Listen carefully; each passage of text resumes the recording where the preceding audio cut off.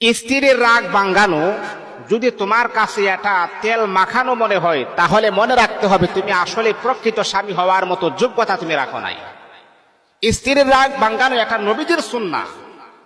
একজন নারী সে অভিমান করবে, সে রাগ করবে, সে আপনাকে বেশি ভালোবাসে বিদায় সে রাগ অভিমান করে। ভালোবাসার মানুষের কাছে যদি সে রাগ অভিমান না করে, তাহলে সে আর কার কাছে রাগ অভিমান করবে?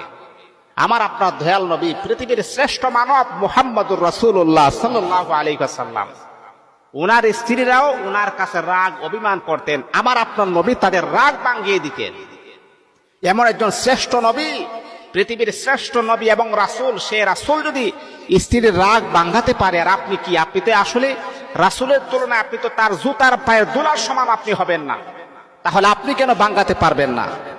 যারা মনে করে স্ত্রীর রাগ ভাঙানো এটা তেল মালিশ করার মতো, তেল মাখানোর মতো, না, এটা কখনো হতে পারে না। আপনার